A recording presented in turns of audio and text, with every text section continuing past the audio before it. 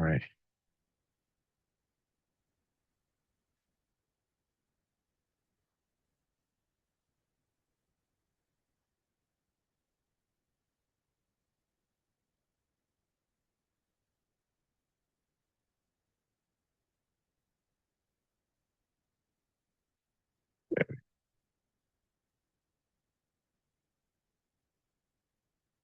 All right. Hopefully everybody is doing well. Everybody can see my screen. Looking good there. Yep, looking good. All right. So we're gonna pretty much just give everybody a couple of minutes to join in, about 5 more minutes. Our Okay. itinerary, I'm going to share. I think I shared that with most of the artists, but we'll talk about that in just a second. Um, some of the things that we'll be going over will be discussed here. But want to give some of the guests. I know some people are still adjusting to the 5 a.m. Central time zone. So, what time is it where you are, Shuri? I'll ask you first. 5 p.m. 5 p.m. Ideal Okay, that's time. that's not too bad for you. Not too bad for you. Yeah. Uh, Cyril Muktar, what time is it where you are? It's 11 p.m. here. 11 a.m. Sorry, 11 a.m. Okay, I was like, hold on, 11 p.m. Okay, all right. So that's pretty doable as well. Is it Sunday as well for you?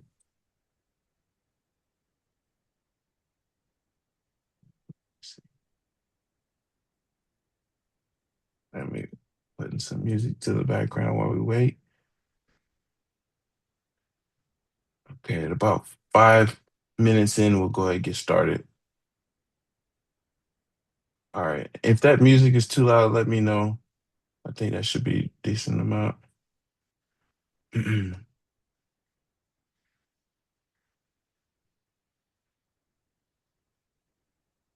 AP 8 p.m. in Australia. Okay. So we got some pretty decent time.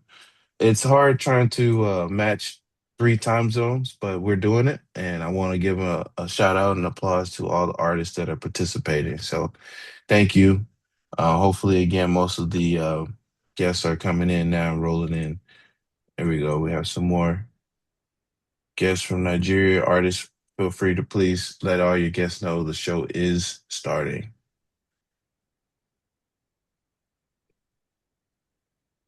Yeah, we'll do that. But some of them are in church currently Okay. because This is it's church Sunday hour. already.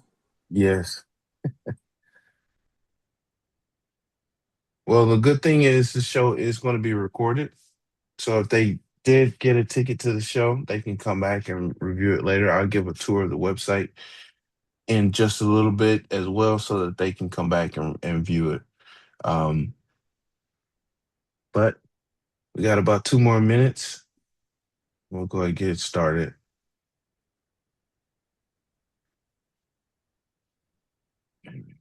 That chat there.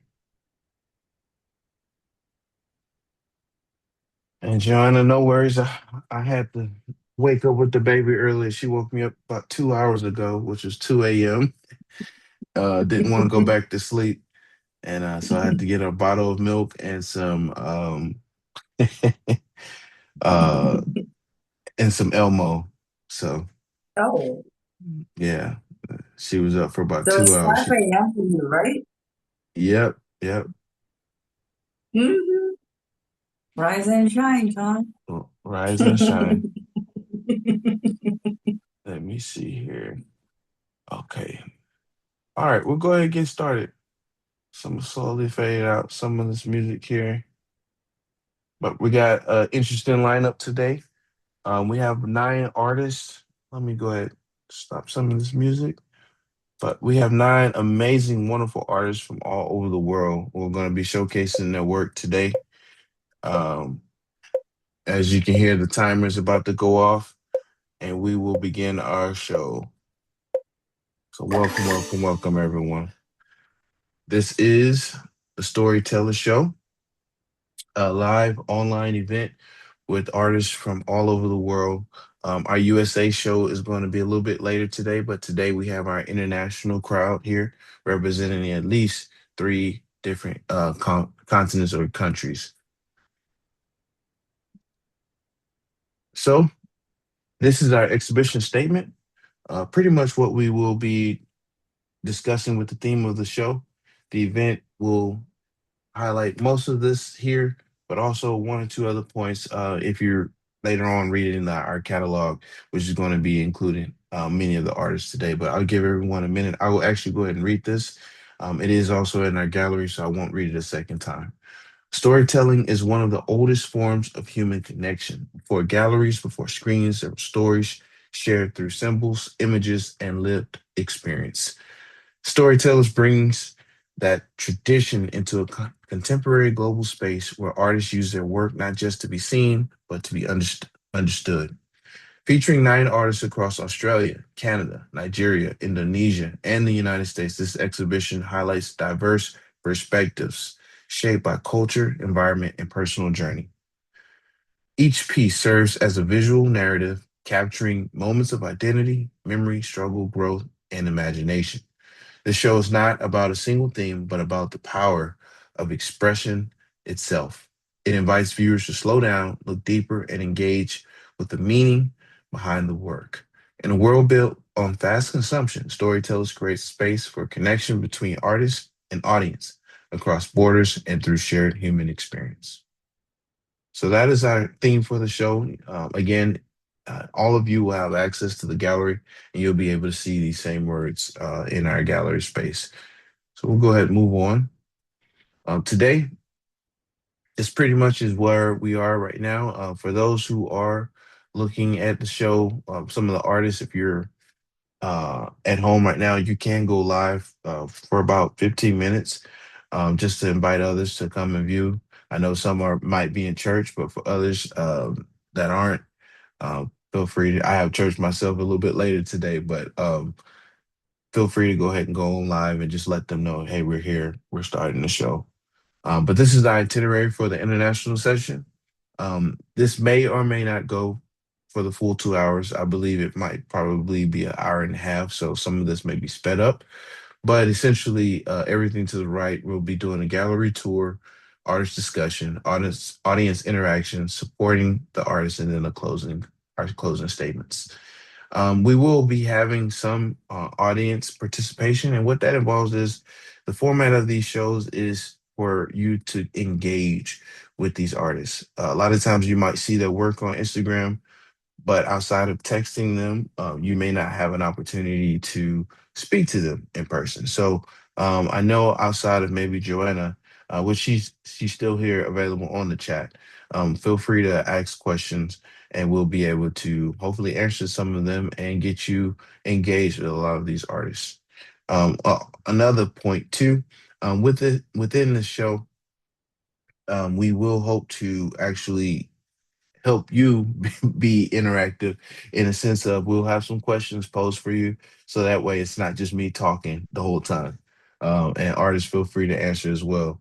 So we'll see in just a little bit. I'll give you a example for our first one, but we'll go ahead and move on. We also too have the North America show later today. Many of you might be sleeping, but if you're a night owl like myself, if you want to join us, feel free to go ahead and come back for the second session. You can use the same link to join the show. All right.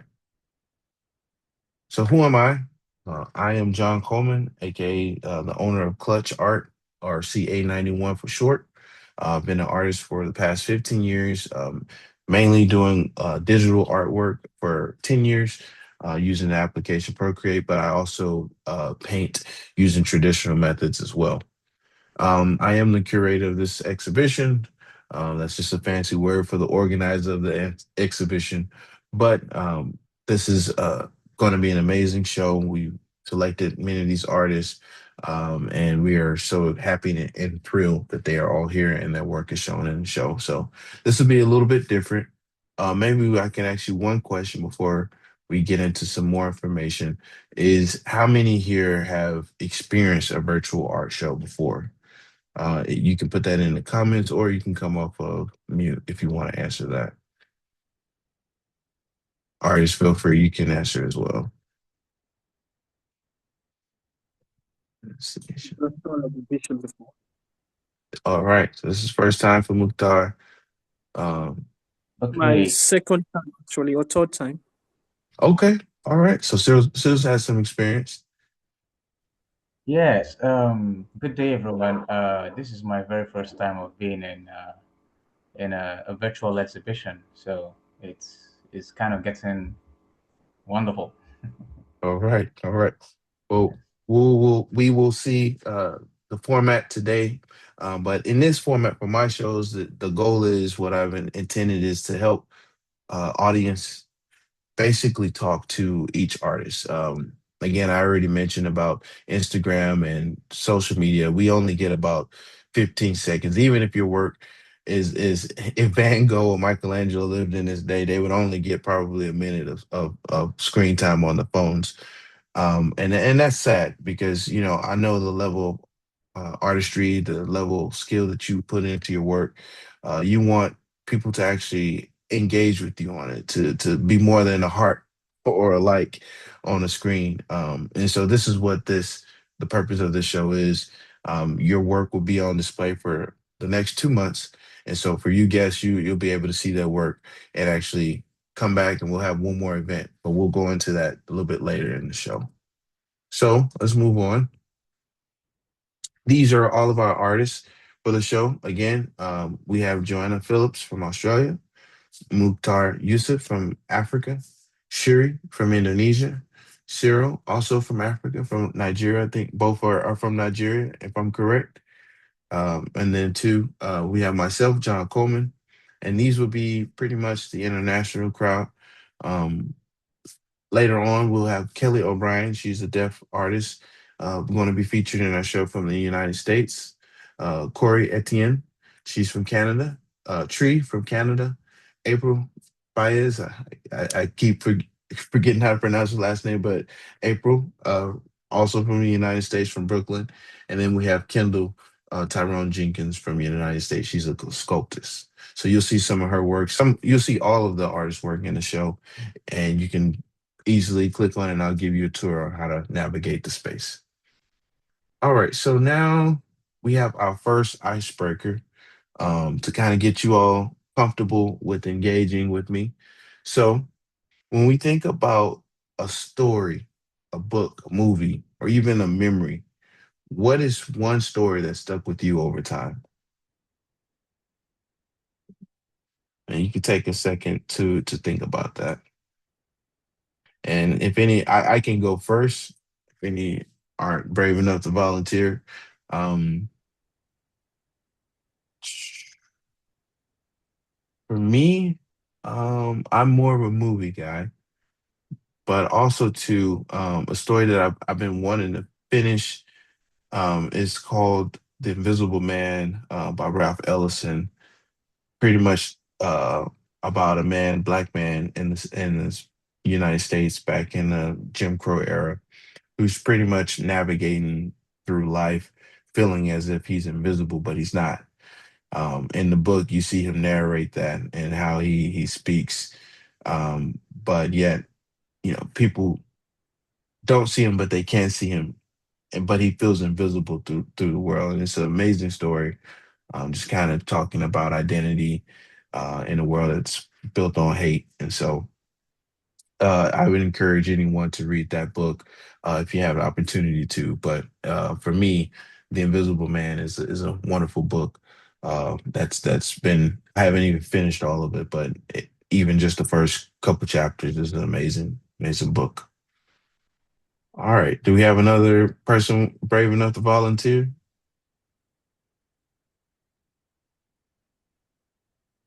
Let me see here. Okay, All I'll right, go then. sure. I'll go second. There is this children book that I used to read when I was a kid.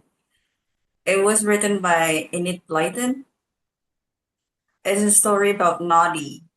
Noddy is a boy who can only nod because his neck was made of spring. Hmm. So he can only nod. So whenever people ask him, even though the answer is no, he can always nod. So people used to misunderstood him and take his answers as a yes for everything. And somehow it matters to me because it's kind of related to the life that I lived as a kid. And growing up in Eastern culture, sometimes you cannot say no to your parents, right? Whatever they say, you have to say yes. So yeah, I kind of be a BFF with that comic book, that Nodi, and yeah, it's quite an impressive book for me. Wonderful. Well, thank you. And in Western culture, we might Okay. have some rebellious people, but they still it's still common in our household. You can't say no to mom or dad. They say about the love language What's that that? Mm-hmm. words of affirmation in Asia, we don't have that. Oh wow. Yeah, we don't have that. Like, oh my God, bad grades? No, you're bad, you're grounded. It's not like there's no such thing like I'm very proud of you, I love you, and things Mm. like that. It's just Eastern culture. Well, that's Exactly. something Love language is food. that's something new for me. Muktar, I think you had a point. I'm sorry. Yeah, yeah. I just wanted to go next. I like that story of Noddy, and I too am a movie guy, and I also read books. Let me just pick one story. One that comes to mind is Hercules 1997 by Walt Disney. And I Mhm. remember the story of it related to me because I could feel Hercules' journey of wanting to Mm, belong, and he felt out of place. Everyone saw him as a weirdo, mm, and he just believed that there was a place for him. And eventually, he found his calling, he found his purpose as he journeyed, found a mentor. He got stronger, and he now had to learn what it means to be a hero. It's not by getting fame and all that, it's by having courage to sacrifice yourself for others. So that's one story that has stuck with me right from when I was a kid. wow. And you need to write some reviews for some movies because that sounded powerful. I like that a lot. Thank you. Let me see. Do we have Welcome. anyone else before we move on? Yes, yes. Okay. There is this. I'm a movie guy too, and I also read books too. I also um, browse documentaries. So there is this movie I watched. It's about. It didn't kind of relate to me directly, but it was more like an exorcism movie. The exorcism of Emily Rose. It was Mm, documented. Yeah, it's something that happened real. So I watched that movie and I could feel it because it taught me that life is more spiritual than physical.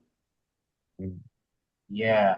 So a lot of things, a lot of horrific things happened in that movie, but I don't want to scare anyone. So, but I learned something from there that life is more spiritual than physical. So that has actually helped me in my own spiritual life, and the way I relate with people, the way I do things. Yeah, it actually affected my life too, positively. wow. Well, Yeah. thank you for sharing that, Cheryl. Very, very impactful. One you brought up to me now one other movie before we move on. There was a movie in the 80s and 90s. It was called Life is Beautiful.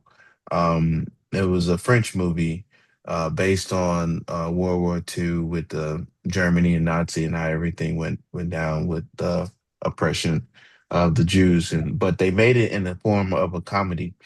And I loved it back then, but now it has like a new meaning now because the guy he went all through his life finding this woman that he loved and wanted to find, and he was just a jokester of a guy. She was really serious, and then once he found her, they had nice life. Um, and then of course, the Nazis came in, but before that, they also had a son. So all throughout the time he's in the camp, he's trying to make a game out of it for his son to survive, but at the same time trying to there was like, that whole transition of knowing people who Yeah. used to be your friends, but then now they're like kind of like against you. They're hating you. And then he's in the camp and he recognizes this one doctor who he used to help a lot.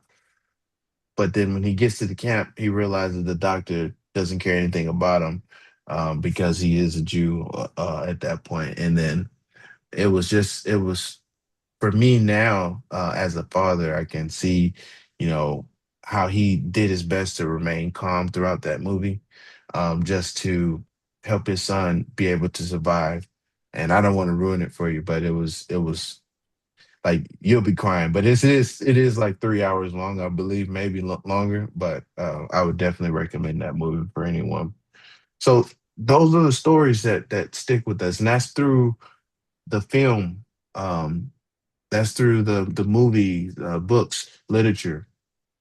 But one question I want to ask is, and it's a rhetorical question, but can art do the same thing? Does art have that same power to leave you thinking after you've seen it? When you look at a piece of work, will you be able to essentially have those same stories that can impact your life? Well, that's what we hope to achieve here in the Storyteller Show. If not, have it be impactful. We just want you to just look at it and think about what is it trying to convey, what message or what point is the artist trying to express, and to help you learn one how to deeply think about artwork and art, but also two to be able to really meditate on some of these works. So, without further ado, we'll go ahead and take a look at our gallery. So, for those who want to come back, you can always view the gallery on my website, which is clutchart91.com. Hopefully, everybody's able to see the screen. On our site, just give you a brief tour. If you're ever here, you can go home. There's still like one or two things we need to update for mobile users, but for the website, if you're on your desktop, it's best viewed here. But we're using a website by the name of Kunstmatrix to have this beautiful gallery. Um, Once you are here, before you view the gallery, you want to see the full page because it gives you the full lineup of artists and also links to the website or to actually to the Instagram and social media. So you'll be able to follow each and every artist and be able to um, keep up with all of their artwork and their progress and their journeys along the way. One other feature that we are doing that we'll talk about a little bit later is actually a voting system to help support the artists. Um, at in our finale show, and I'll talk about this a little bit later. We will be helping some of the artists by giving one artist supplies in the form of a monetary donation. So if you come to the show for free, that's great. But if you would like to donate later, you can definitely do so that we can go over and help some of these artists. And as I mentioned, this show will be recorded. So if you want to catch up on, if for you artists, if some of your guests weren't able to make it, they can come back and watch the show for free. All right. So let's now into the exhibition. So you'll probably want to view it full screen. So if you're over here, you can just click on Enter Exhibition, and at the top right corner, just expand it, and then you'll be able to see the full gallery in display. So before we give, you can see the artwork. I just want to kind of help you navigate around. Um, as you just saw me do, in the top right corner, there's going to be a navigation menu. If you click on Help, it should give you some instructions. Again, it's best viewed on your computer. If you have a laptop or a computer at home, desktop. But if you're on your phone, the graphics, the quality is just the same. Um, the only difference is just how you move around. So if you're on your desktop, you use your mouse to go left and right. and then also you can use your touchpad to go to the right or to the left. Um, and you can do that in a combination as well. Besides that, you have a menu that will kind of help you change languages. Unfortunately, there's only four languages, but we have English, French, I believe that's Dutch, and then Spanish. All right. So again, the theme of the show is on our first wall right here, so you'll be able to see that. But now we're going to go ahead and take a tour of some of the artwork, and we'll start with Joanna. Um, we'll look at her work first, and then we actually will have a message from her. So if anybody has any questions, feel free to put them in the chat for her. But we'll go ahead and take a look at some of her artwork. All right. So again, Joanna Phillips, she goes by the name or moniker AIha, and I'll probably come back to that and ask her what does that stand for? What does that mean? But she has two collections of two series. The first of the series is called Reclaim the Rooster.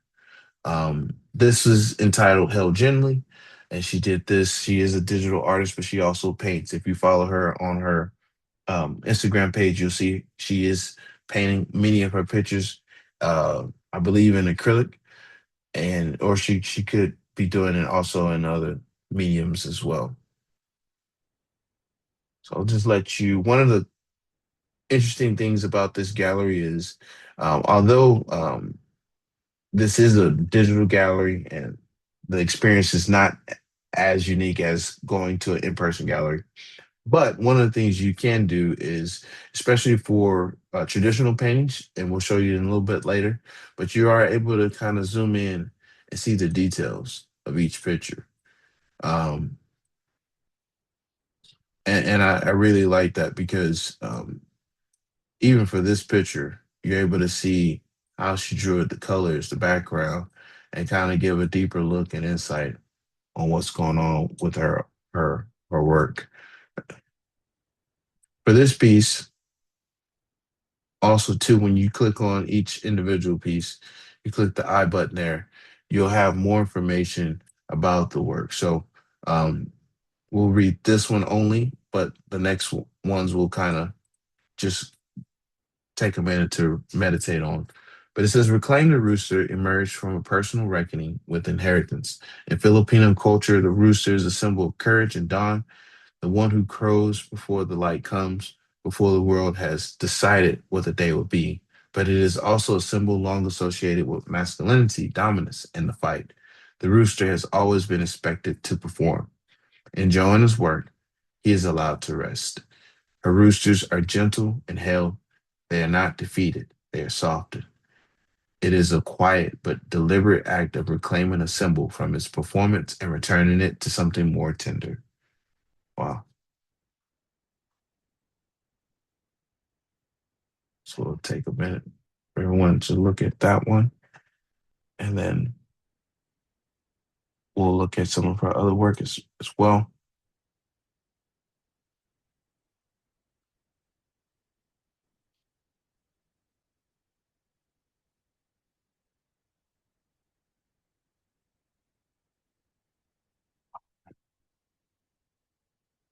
And thank you for the comments. Yes, we will definitely I appreciate your comments throughout the chat. So now we'll take a look at the second part of the series. This one is called In Stillness. I'll let you take a minute to look at this one.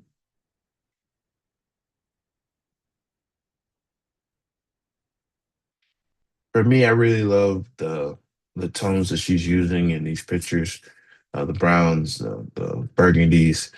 Is I love her style. I'm a digital artist as well, so um, one of the things that I've always tried to do is to learn how to find my style. And over the years, it's more so just trying to master techniques. But I think I've just now, after 10 years, found my own personal style. But to see work like this, it's nice because a lot of times when we think of certain pictures like Van Gogh, you're able to kind of know that this is that artist. This is their work.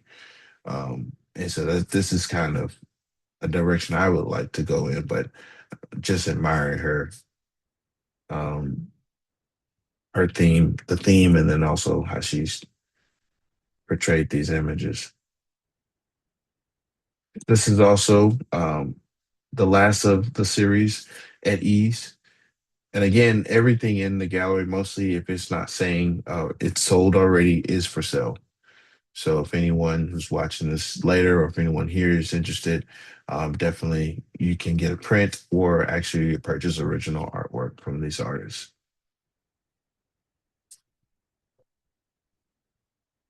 Right. Move on to her next piece. All right. So now we've talked about Reclaim the Rooster. Her next series is called Year of the Fire Horse, Born in Fire. So she has two pieces for these. I'll read what it mentions here. Year of the Fire Horse is a more personal story. Joanna was born in the year of the horse, and the series became a way of honoring that the fire horse is not a creature of urgency. She does not rush her becoming. Her growth is intentional and instinctual, a shedding of old skin in her own time, on her own terms. She is reinvention without apology. So, everyone, take a look at this piece.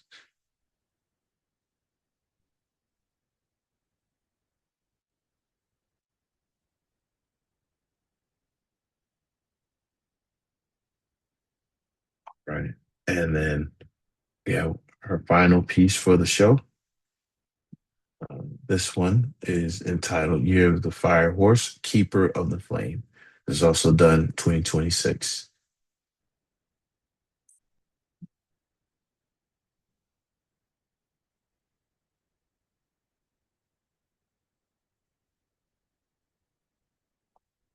All right. So we'll go ahead and hear some words from her. Let me get in a position where everyone can kind of see all of her works there. All right. I think everybody can see that. 1 second here. All right. Before we do that, let me see if I can actually.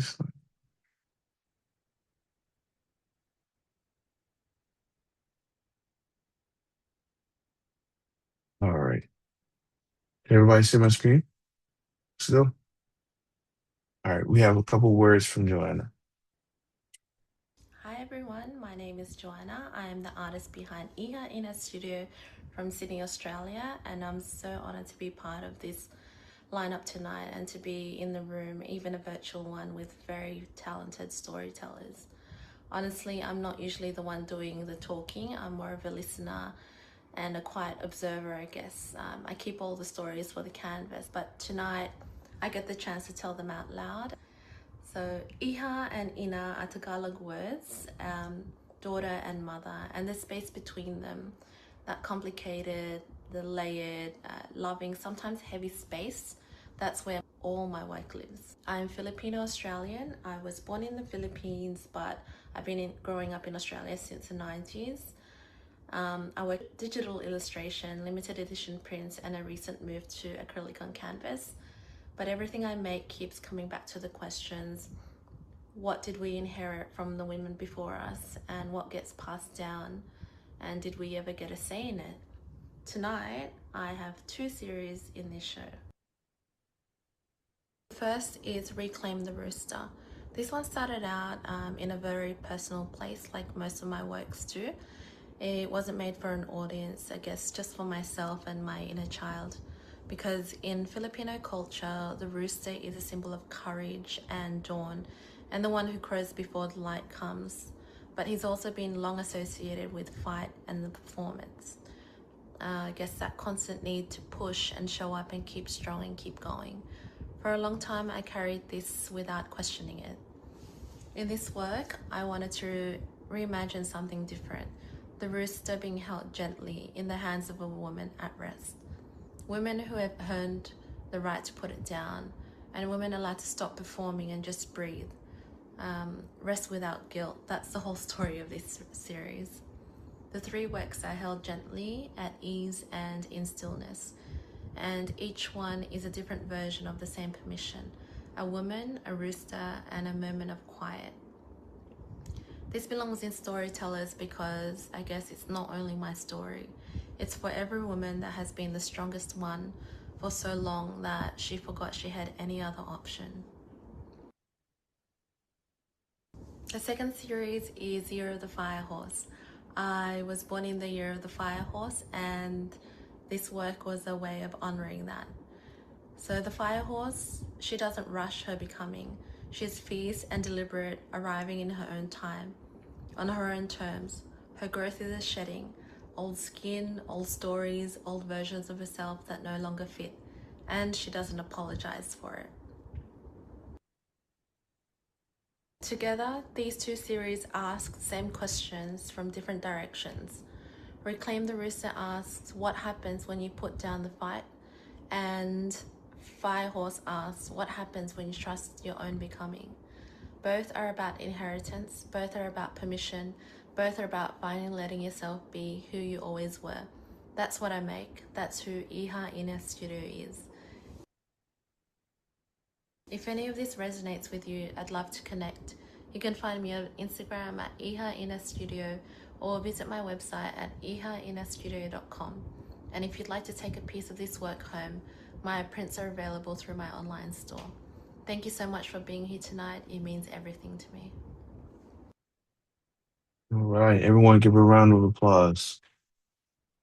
Thank you. Thank you.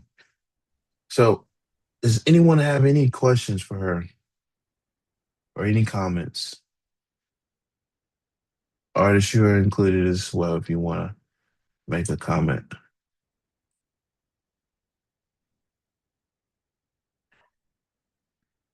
She answered one of my questions, the AIha, and I love that part of how she described it. Appreciate that. Yeah, there we go.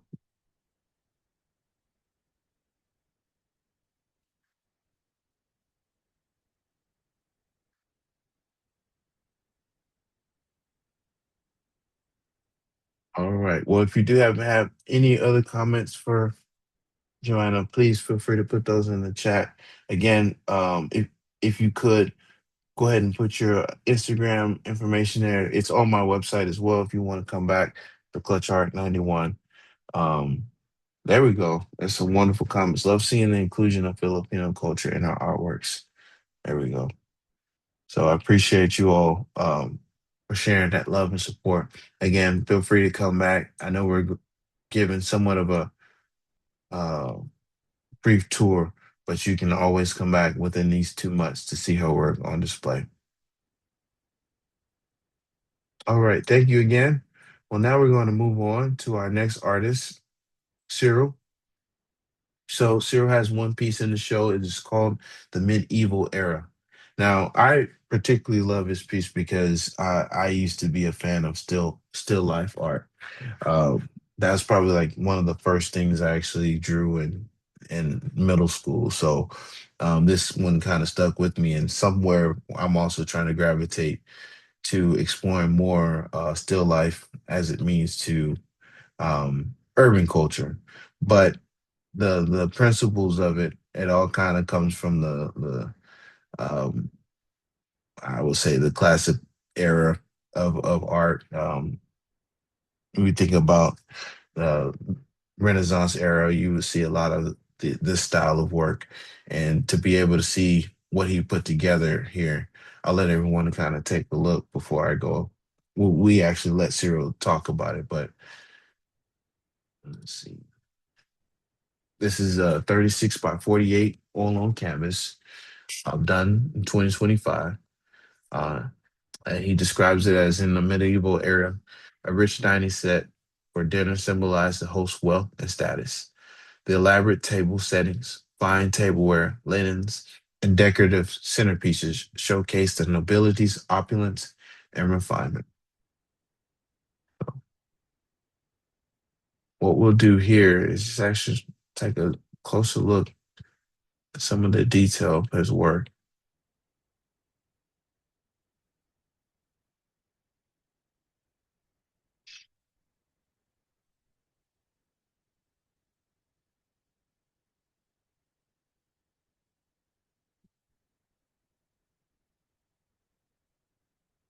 All right, Cyril. Without further ado, we'll let you take the floor.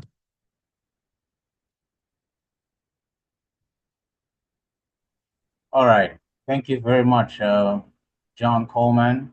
It's a privilege to be accepted in this exhibition, and I'm so happy that I am here with other amazing artists over here, starting from the first artist you talked about, and I've listened to her. She's an amazing person, and everybody else here.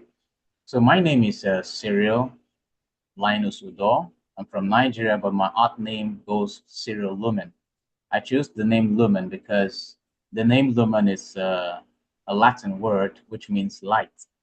So my paintings resonate more of hope, healing, and strength. And I also document series. I also document documentaries too. So this particular piece was inspired by a movie I watched. It was inspired by Bridgerton, the recent movie that was acted, I think, some years ago. Bridgerton, it's a series too. So I was captured by their culture. I still have documentaries of my own culture, but I was so captured about the way they set up their food, their dining.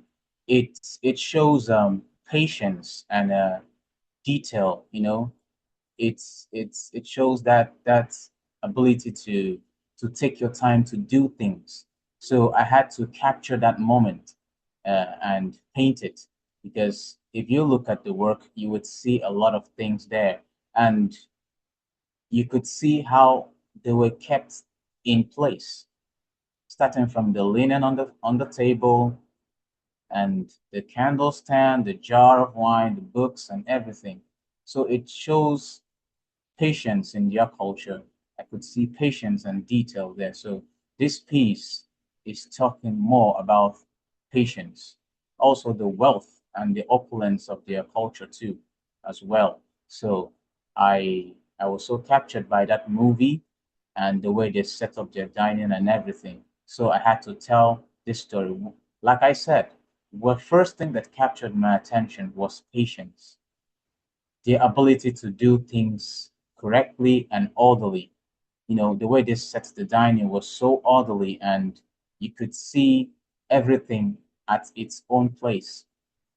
You could see everything at its own place. You could see the bottle, you could see the spoon, you could see the scroll. You know, they had to show that medieval era, the classic era, when things were done, orderly.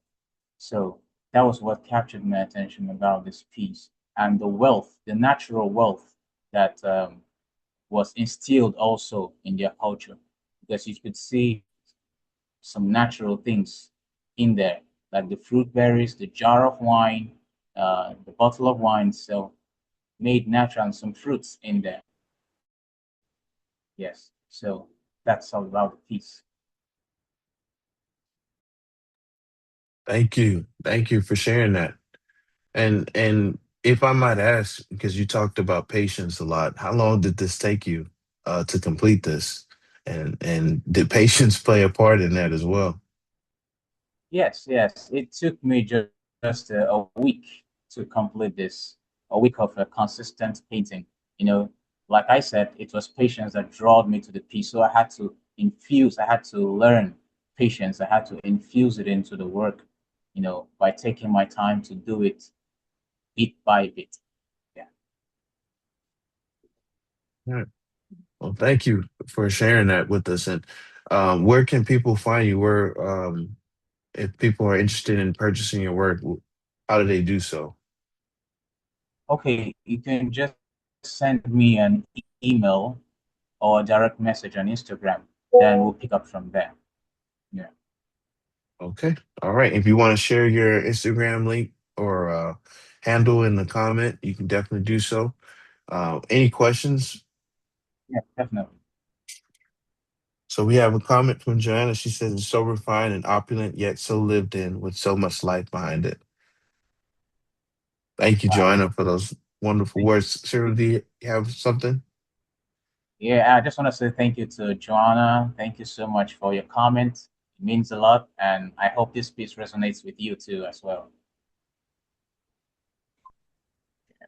Oh, can I say something about his art?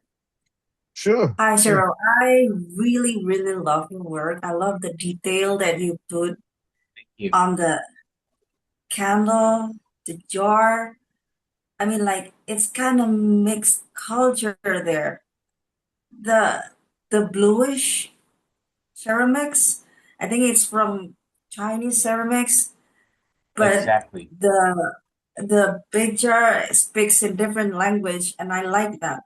But one question that I had in mind, why the clock there shows 140? Does it mean anything to you?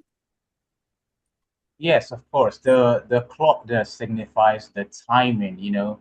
It's time for food, you Mhm. know. It signifies time for breakfast, time for lunch, and time for dinner. So that was Mhm. the reason why I infused that into the painting. Yeah. Okay, okay. Oh, excellent work. I love it. I love it so much. Thank you so much.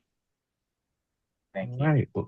Well, thank you, and thank you all for engaging and leaving those wonderful comments. I appreciate you all, and this is the what the show is about. So I do appreciate you all. So what we'll do before we conclude, again, everyone give Cyril round of applause and thank you for attending the show. Again, his work will be on display for the next 2 months as well.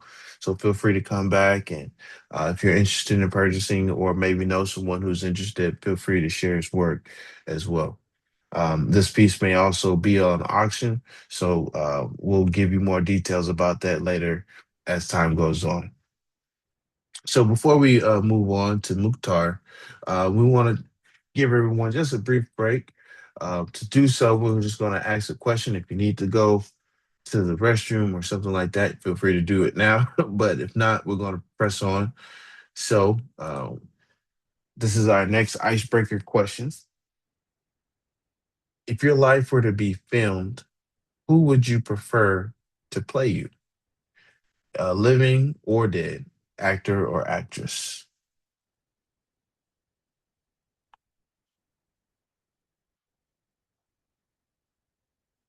Let's see if we can get some names in here. Who I would want to play me? I would want for me. I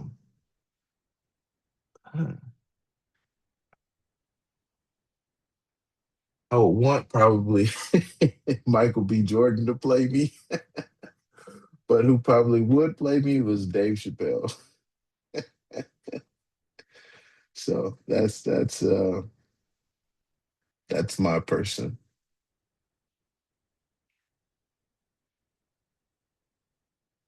And let's see if we get any more in the comments before we move on.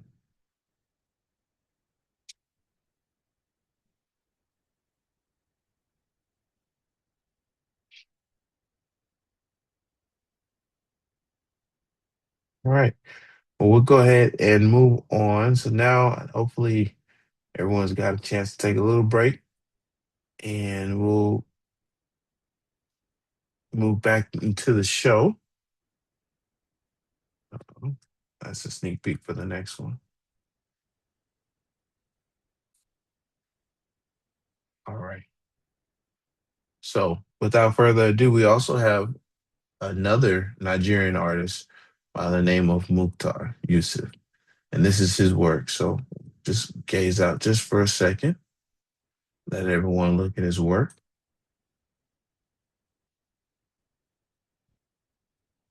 and then we'll go ahead and go over them one by one. All right. So, first piece in our show for Mukhtar is Safe in the Hands of the Father. This is 2026 oil on canvas, 48 by 36, one of one. Um, I'll read this one, but the next we'll just briefly take a minute to observe. So it says, safe in the hands of the Father, Mukhtar Yusuf presents a tender meditation on divine protection, surrender, and spiritual rest. The central figure leans gently into an unseen embrace, eyes closed in quiet trust, as if cradled within a presence greater than the self. Draped in soft, luminous cloth, The figure appears suspended between the earthly and the sacred. Flames of radiant gold rise from the figure's head like a living crown of light, symbolizing spiritual awakening and divine energy. Resting near the temple is a striking blue rose, an emblem recurring in Yusuf's work that represents grace, hope, and divine beauty. Emerging from human vulnerability, a second rose appears lower within the composition, echoing the balance between earthly struggle and spiritual refuge. The surrounding field of warm reds and glowing oranges envelops the figure in an atmosphere of warmth and protection, suggesting both the fire of transformation and the comforting embrace of divine presence. Yusuf's expressive brushwork and luminous palette transform the composition into a visual prayer, an image of peace found not through control, but through surrender, through safe in the hands of the Father. Yusuf reflects on the profound human desire for refuge and guidance. The work becomes a spiritual affirmation that even amid life's uncertainties and trials, there exists a place of rest held safely within the hands of the divine. So before we zoom in, I'll let everyone kind of take another look at it.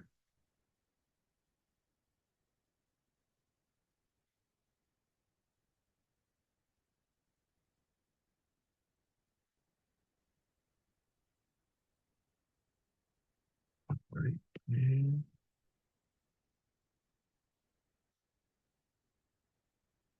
uh-oh. Give me 1 second. Let's do this. There we go. So you can see the brush strokes on the canvas.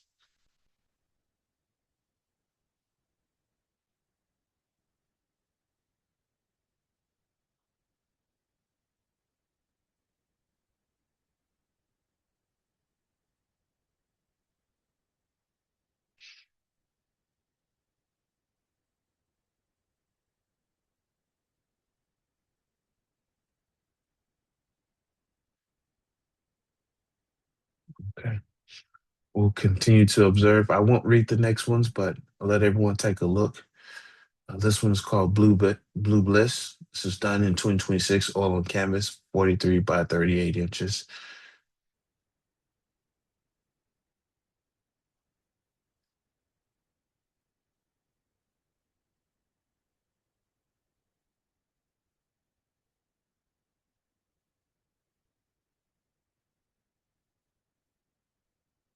Right. Our next piece, Anxiety. Anxiety cometh not. Before we read, I'll let everyone take a look at the work.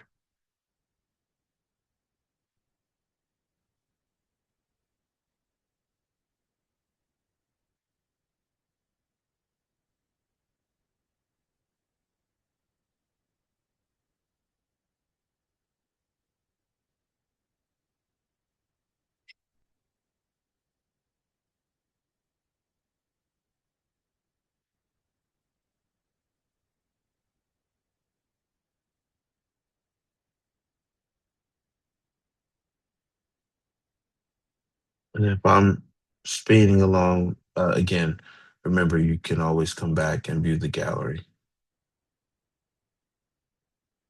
This is Hope 1. I'll let you take a look at the piece of work again.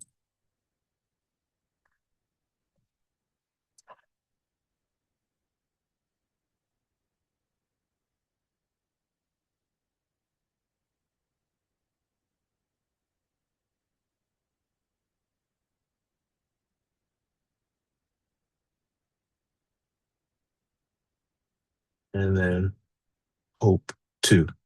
And Hope stands for Hold On, Pain Ends. This is another one, all on canvas. This is the second of the series, 48 by 36. I'll let everyone take a look here before.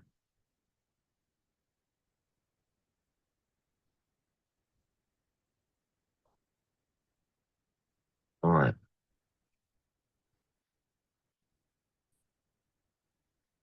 Muktar, if you would like to introduce yourself, if you're able to.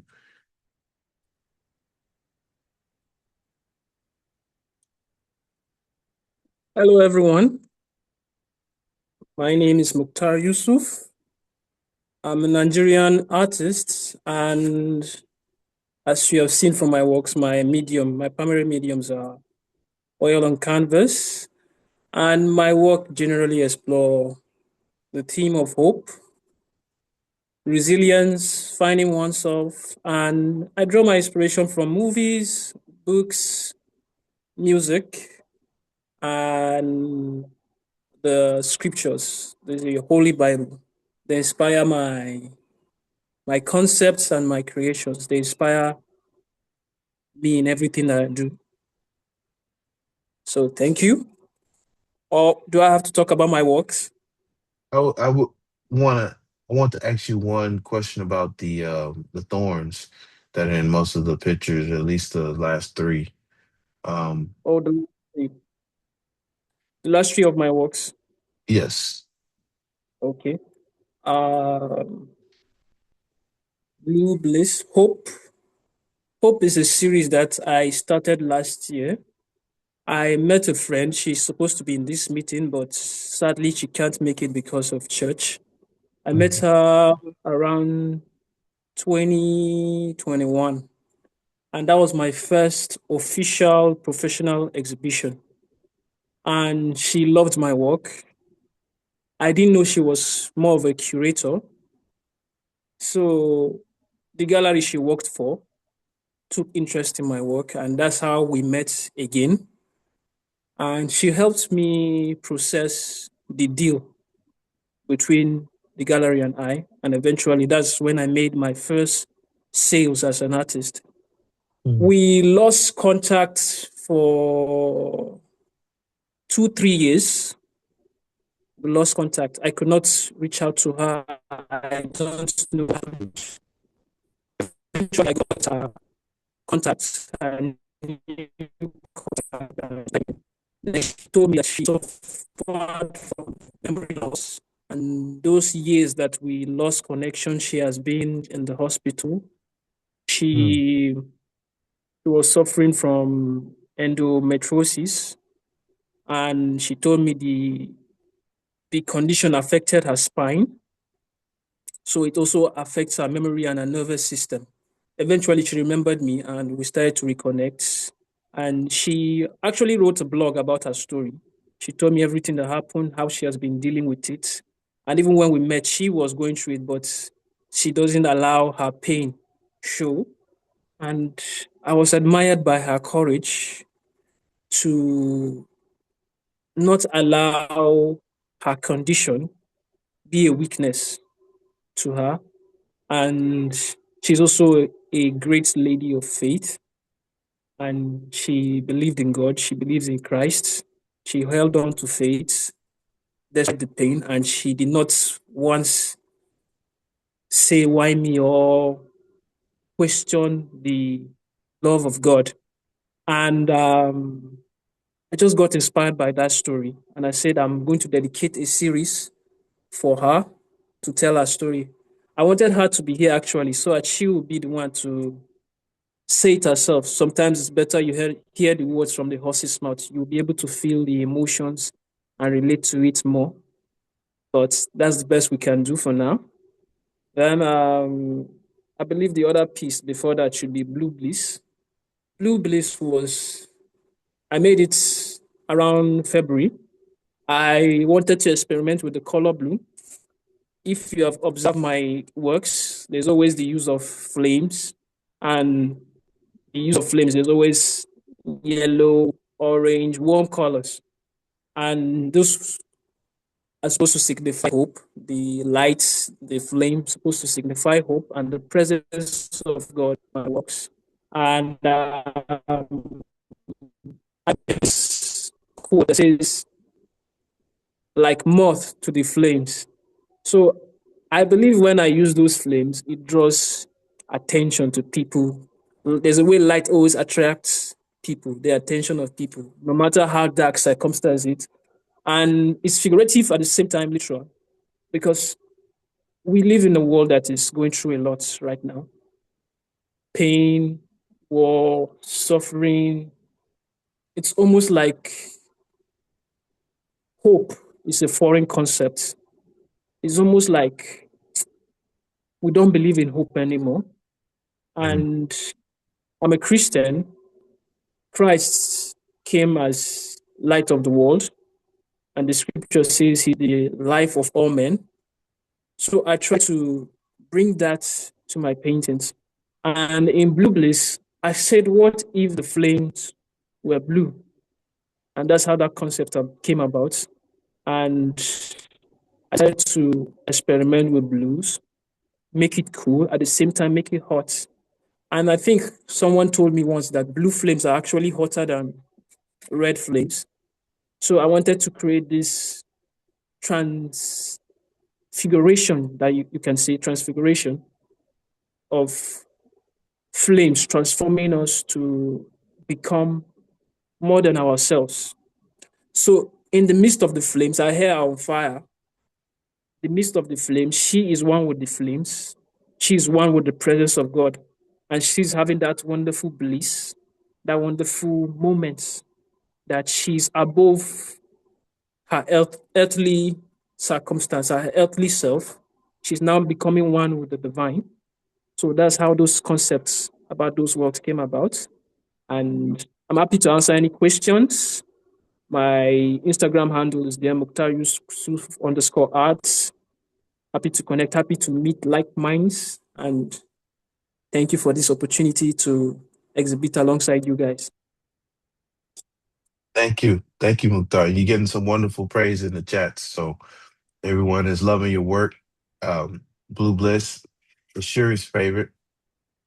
Um, Joanna loves the way you are how you craft the art, the light with most of your work. Um, and I know for myself as a Christian, it's nice as you mentioned. A lot of people don't have hope, and it's easy to lose nowadays. But I like how you're kind of playing on the theme of it can be found again. So hearing the story of your friend that I can definitely see the turmoil there, but um, I like just the wording of it. Hold on, pain ends. So that's a really nice thought, and I love how you portrayed that as well. Does anyone have any questions or other comments? I know everyone's commented in the chat.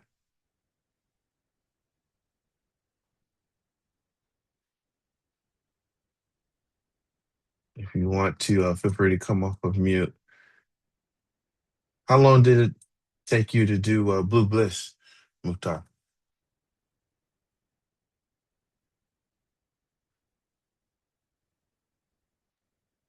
Okay, Blue Bliss. I would say about 2 weeks. I had a part-time job that always took me away from my paintings. Mm. Usually, I spend about a week on a painting. Sometimes, if I'm in the zone, I can spend at least 3, 4 days. But trying to balance and life as an artist, I spent 2 weeks on that piece. Which one out of all of these are your favorite? Is your favorite? If you had to choose, he's gonna say all of them. If I had to choose which was my favorite, I would go with Safe in the Hands of the Father. Safe in the Hands of the Father. Because I feel like I am the child Mm. and I have nowhere else to run to when things are weighing me down besides God. People can me. We are humans. We are fallible. But God is always there when we need his help. Jesus Christ says, come to me who all you are heavy laden, and I'll give you rest.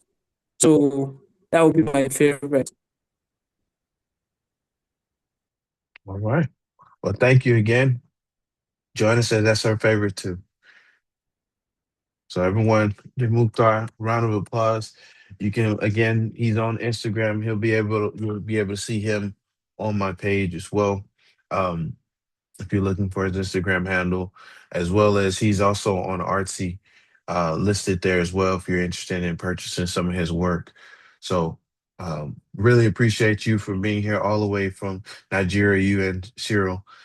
We know that think you mentioned it was about 11 a.m. your time, probably 12 o'clock right now, noon time. So again, thank you. I know you probably might have missed church for us. So I Yeah. do appreciate you. 12 afternoon, 12 noon. So no. Well, now we'll go ahead and continue. Um, I won't show you the other artists that are in the show, but we'll come back to them, kind of give you a tour of the USA show. But we want to give some time for Shuri to speak about her work, and we'll come back to the other artists in just a minute. But Shuri is our last artist of the international crowd. Um, she is coming from Indonesia. She is actually, this is her second event with Clutch Art 91 with our theme shows. She participated in our first show for the year, Vibrant Springs, and she had beautiful, beautiful, beautiful work. You can see it in the recording on this website as well under the international artist. But she also wanted to share a piece in this show as well. It's called Her. Um, I did update that, but this is 11.8 by 17.7 inches. And I'll go ahead and read that unless, Shuri, unless you want to just talk about it. But I can go ahead and read this if you want me to. Okay. About my work, it's called Her. Basically, it tells you a story about the outer world versus your inner world. So when you have that chaotic power, those noisy voices outside, sometimes you need to transmute them before it gets to you and annoys you. So usually, well, I used to make like a poetic story for every work that I made. And right now, I think I'm just going to read the story behind this painting, if that's okay with you. That's fine with me. Okay. So when I created her, I wasn't trying to paint a person in a realistic way. I wanted to show a feeling, an inner world. At first glance, she seems quiet. That's intentional. There are no eyes, no mouth, no clear expression, faceless. Because this piece isn't about what is seen on the outside, it's about what lives within. At the top of her head, the form opens into a space filled with trees.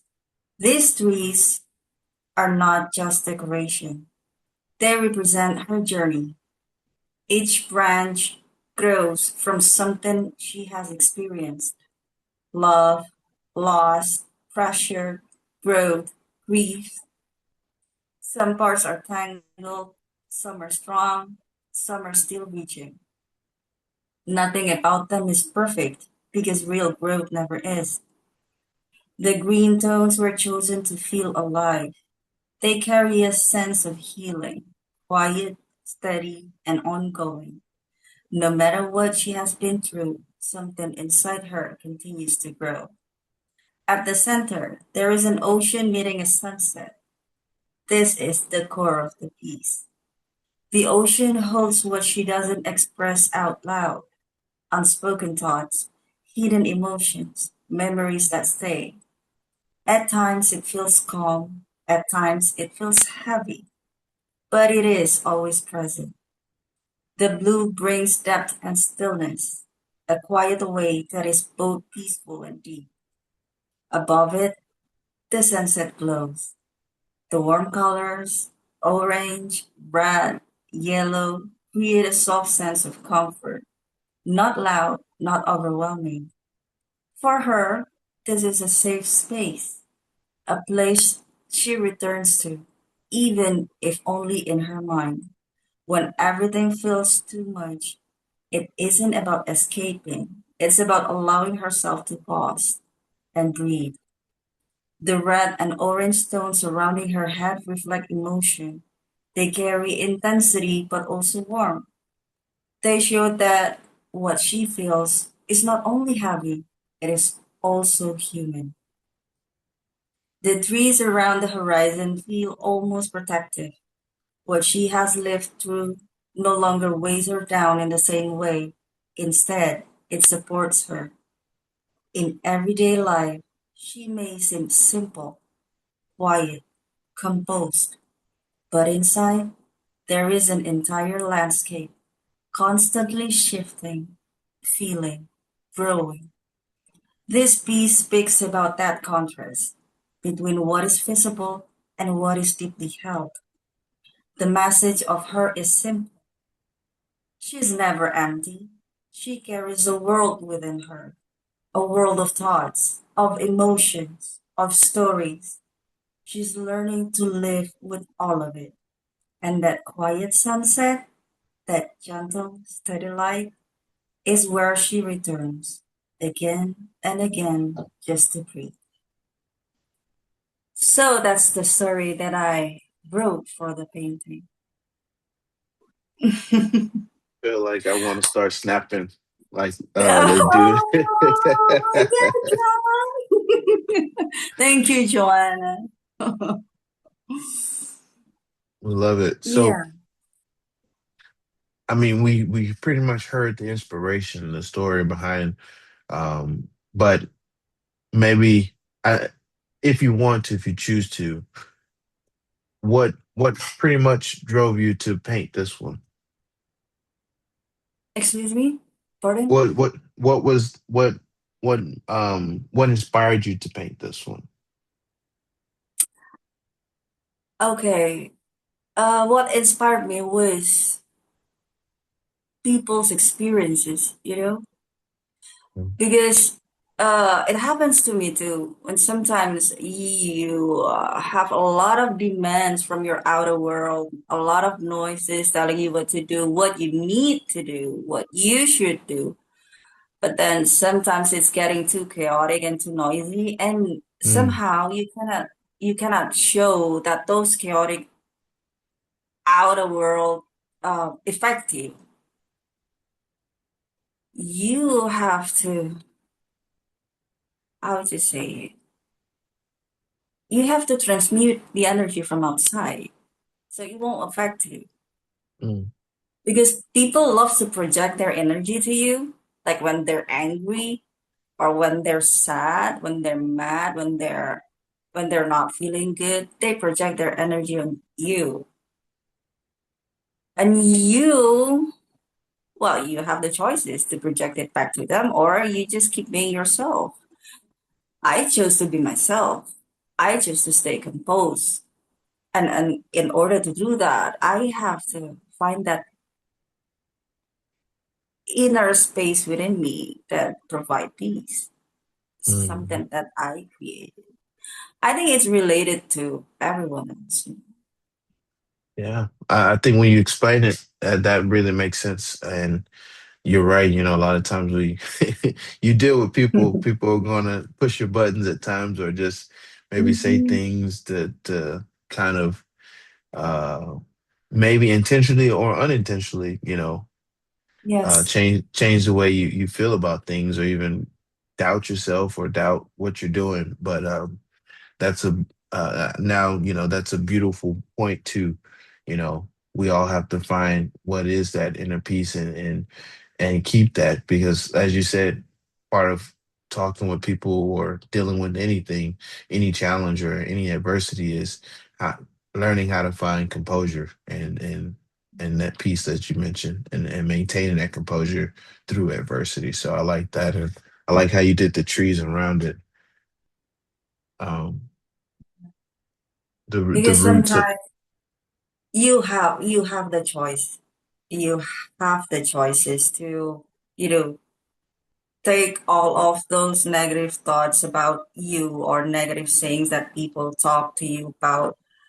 You can choose it to break you, or you can choose to take it to fuel you to do things and learn lessons from it. That's just the second one. that's how the trees grows. Mm, Because every mm, critics, every comments, every judgment from anyone, it made us grow, right? yeah. I like what you just mentioned. You know, that's how the trees grow, and they Mhm. won't grow if we're if the inside. I was thinking about roots of the tree, and the roots Mhm. of this tree is rooted in peace. But if we don't Mhm. have that peace, then the trees can't grow. So, Mhm. wow, I like that. Well, Anyone thank else you. have any questions or comments for? We've got a couple of comments. Um, you've given them goosebumps. Um, and somebody said they feel that this picture is them. It relates to them. Jim, she says that thanks, Shuri. This resonates with me so much, especially as a young mom mothering against the machine. So Yes, there you go. it's about all of us. Well, where can they find you, Shuri? Where you look at it? If they want to purchase this piece, how can they do so? Yeah, you could. I haven't uploaded on my website. I just uploaded on my Instagram. You know, the funny thing was I made this painting originally on paper Mm, because at that time I was just doing sketch. I was just doing sketch, and then somehow something like push me to do further with those sketch, and I made that with acrylics. So the original medium is acrylics on paper. If you want to buy that art, you can visit my Instagram, art of underscore Suri, and just write me a message. I will give you options. You want to buy the original, or do you want to have the printed versions? Because I do prints too. It's a limited prints, of course. all right. Well, thank you again, and everyone. If we can give a round of applause and give all the artists rounds of applause. We appreciate you all for coming and supporting, and that will pretty much wrap up the artist interviews and discussion. And I want to thank you all for participating. I'll briefly show you all just some of the other artists here as well. We have Tree from Canada, as you saw her pictures. I won't go over each one. Feel free to come back and take a tour so that you can definitely get to see most of their work on display. We have April. She actually was our prize winner from our last event. Um, this is her work here. We have a new artist, Corey Etienne. She is also from Canada. She focuses on mixed media, but mostly acrylic artwork. Then we also have our deaf artist, Kelly. If you go on her Instagram, she goes by Kelly the Deaf Artist. She does a lot of Western art in somewhat of an abstract approach. Um, and so feel free to come and look at her work. And lastly, too, we have some sculptures. And this is the first in our series of shows where we actually have sculptured work. We have the artist Kendall, who is from Houston, Texas, where I'm originally from. She has some work here as well that she's created and sculpted for this event. So um, I'm just going to show one of her works, but feel free to come back and take a look and see the amazing work in the show. This will be focused in the, we'll discuss these artists and have them talk in the USA show, the North American show. So if you're up around this time, feel free to come back. But I definitely understand if you all want to get your shut eye at nighttime. So, but you'll be able to come back and see the recording. As I mentioned, we're going to go ahead and move on into the rest of the itinerary. Let's pull that up really quick.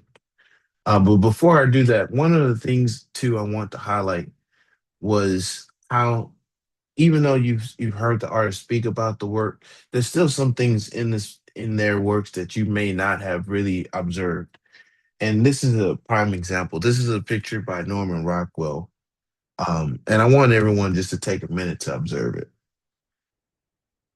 This is mainly focused on the, excuse me, North American time of segregation.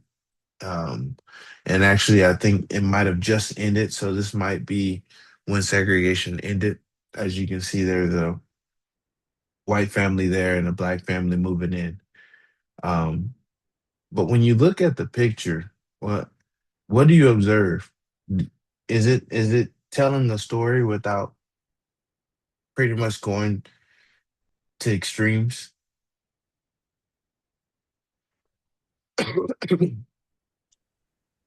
Okay. I think my observation here, I could sense kind of a class disparity over here. That's what I could sense here. That's the first thing I'm seeing, a class disparity. But I may not really know the thoughts of the kids. It's it's kind of like very difficult to know what your thoughts is. But I could see a class disparity here. Hmm.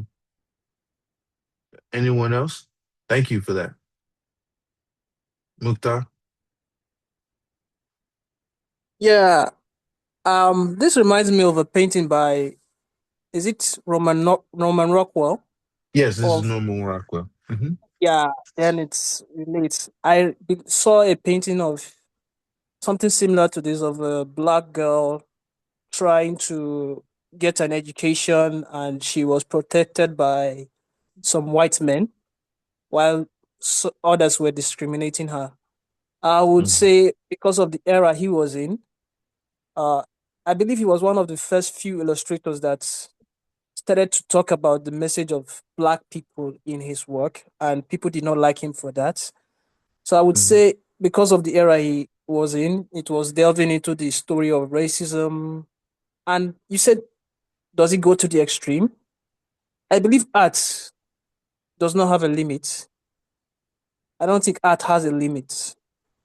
So it's, we don't put like an extreme or something. It's just the message, and sometimes we need to be uncomfortable so that people will get the message. And I think this is clear. Like Cyril said, classism, racism, the fact that then they believe black people are not supposed to have the same rights or privileges that white people have. So it's clear from the painting. It tells a very nice story. And Yeah, usually all this starts from our kids. We They see what we do and they imitate. So when you want to see how a society behaves, observe their kids. yeah. And the old saying is a picture can tell 1,000 words or stories, right? And so it's funny because I saw this post on Instagram the other day, and they pretty much broke down what what this painting involves.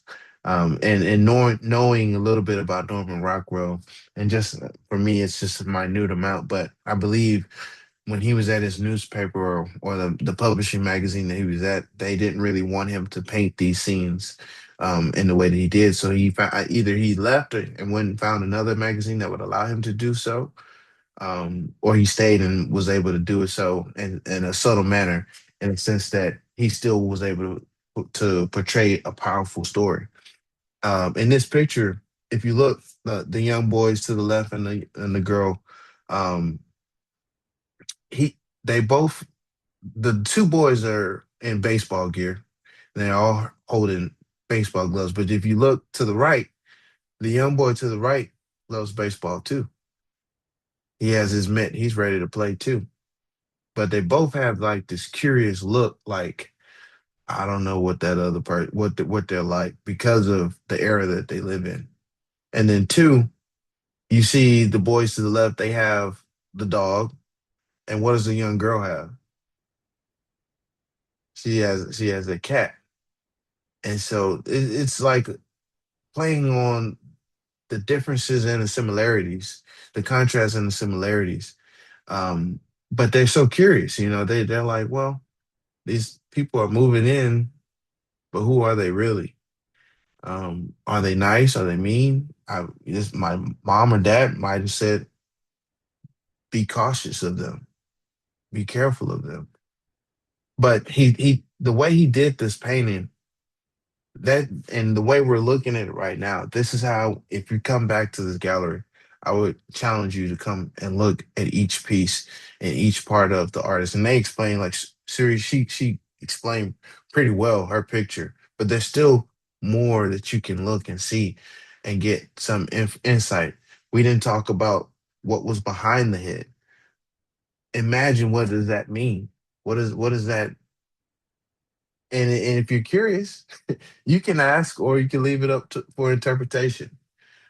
You have each of their information. For Cyril, Siri asked, why was the clock portrayed in such a manner? Why was some of the food or some of the items left in the position they were? Think about all of that, because each of it tells a story. Muktar explained quite well what some of his pictures were, but there's still some details that you can go back and look at. And so, again, the question is, how does a painting tell a powerful story without showing anything extreme? And what I mean by that is, you've seen there's been images of, I can't think of his name right now, but one of the Renaissance artists, I don't think it's Rembrandt, but one of the Renaissance artists, Caravaggio, and he would paint pictures where, some were gory and some were people fighting against one another. But sometimes too, some of the pictures can be very subtle, um, and can tell a powerful story. And it is an artist's job, in my opinion, to tell such a story. And sometimes you don't always have to tell the story. You don't have to. It can just be a pretty picture. It can just be a painting. Um, but certain times, um, I think storytellers can be done through art. The opening of this show, we saw cave works, and we saw pictures of writing on caves from thousands of years ago. That told a story, what they did, hunters and gatherers. And so that's what I challenge each of you to do when you leave this gallery. Come back and view the artwork on a more personal level. So we're going to skip this last question just for the sake of time, but meditate on that, reflect on it, and also too, we're going to go ahead and move on. So if you're here, you're maybe thinking, how can I continue to support the arts? Well, one, you've already done that. You have showed up to the event, so we appreciate you so much. We thank you for attending. I know for some of you it might be a little late. For some, it might be just now getting ready to get ready for the day tomorrow. But we truly appreciate you all. But there's also four other methods in which you can support all the artists. One, that's by purchasing artwork. Most of the links in the show, they should have a link to purchase some of the artwork, or you can reach out to them via Instagram and get some of their artwork. So that's the number one way I would say you can show support, by purchasing some artwork. So if you're watching this on recording, feel free to do that. And if you can't purchase artwork, what you can do is maybe share it with someone. And that's the next step. You can support and share. Follow each and every artist here. See their work in real time. See the updates. Um, have a chat with them. What does this piece mean? Why did you create it? Because that continues to motivate us. We when we get the support that we are looking for, and some of us, as Shuri mentioned, we have that inner peace, so we have that. But we also would appreciate some kind words, as we've seen in the chat today. The third way you can support is by subscribing. I host these shows monthly, and also there's a new theme every 2 months. So, um, that's my alarm. Um, by coming and subscribing, we have tiers for as low as $5. You'll be able to get one show a year for free. And then if you subscribe for $10, you can get all the shows for free, which most of the shows, if there aren't any free tickets available, it's about $15 to attend. So you're saving about $5 per show. But if you do decide to support a guest, if you came free today, you can still choose to do step four, which is there's going to be a cash prize drawn at the end of the event. And the finale event is going to be in June. So we will have one more show. If you pay for a ticket, you can definitely come back for free. And if you didn't pay for a ticket, you can get a paid ticket, or there should be some free tickets available. So go ahead and feel free to sign up. It'll be slightly different from this show, as we won't do as much talking. We'll kind of just do a little bit of a review of everything, but we won't go over all the artworks. We'll pretty much just talk to the artists and have any last words and last questions that you might have for them. And also, too, we'll be doing an auction there if any are willing to participate in that. So what we have next coming up, again, pay guests. We will have a catalog flip book where you'll be able to read more about the artist, their experiences in life, their statements. To you, everyone should get 24/7 access to the gallery. Beforehand, I kind of shut it down and only had it open on Thursdays for free, but we decided to change that method. The show is growing, so we're testing out things, but also too, as I mentioned, you get access to the final show, uh, where there be pretty much just question and answer like we did today, but these will be the last words that the artist will speak about their works. And then lastly, for paid guests, you get voting power. So you can help one of these artists win a cash prize. April was paid out $100 to go and get supplies. So the more donations we get, the more opportunities artists will be able to get to do whatever they need with that money, whether that's pay some bills or it's just buying more supplies so that they can continue doing what they love to do. So artists, feel free to share. I'll show you where you can actually vote. One thing I would appreciate if you could do today is leave some feedback. So all guests, you will be able to come and attend the final show if you get a free ticket. You'll be able to see an auction, and also to just FYI, we are seeking sponsorship. The next show is Storytellers Finale, and then our next themed event is Summer Flow, starting July 5th, and it'll be online. All right. Well, that is the conclusion of the show. Let me show you the one place where you can vote. If you go again to Art Storytellers, you'll come upon this page. This is where the gallery lives. Again, if you just go to clutchart91.com and click on View Gallery, it should take you directly here. All right. At the bottom of the page, you'll be able to see the page where you can vote now and leave some feedback on what you thought of the gallery. So please feel free to do that. I would appreciate it if you did that. All these comments help me know how to make the show better. And basically, this is also to a way where you can support the artist. You can donate to the cash prize here. It's optional, not a requirement. But eventually, I'll save up all that money and it'll go to one artist, whoever you voted for. So all the artists are here, but feel free to go through, tour the work again so you can know who the artist is. Again, all of them are here in their names as well. If you click on them, you'll see their name. Muktar, hopefully this picture was okay to use for you. And yeah, that is the end and conclusion of the Storyteller Show. So we did it about an hour and a half. Thank you, everyone. Appreciate you for coming out.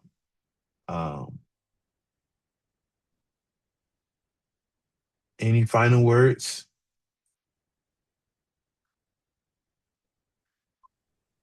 I would like to extend my gratitude to you, John, especially for doing this amazing work for the gallery. it's quite new, right? It's quite different from the previous one, and it's getting more and more beautiful. Kudos to you. Thank you so much for the opportunity to join your virtual exhibition. Thank you so much. I appreciate that. It was a lot of work.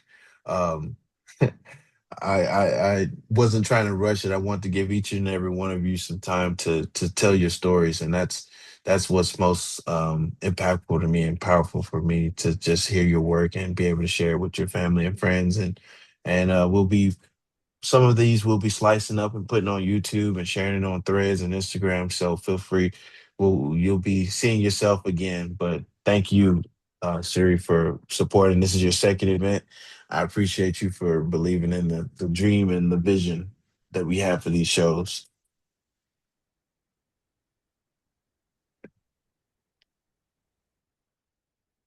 All right. Well, everyone, if you want to stay, you can. But we're going to be wrapping it up and we'll be closing it down. So I will see some of you maybe for the USA show, but otherwise you can catch us on Instagram, Clutch Art 1991, and these are our shows. So thank you so much.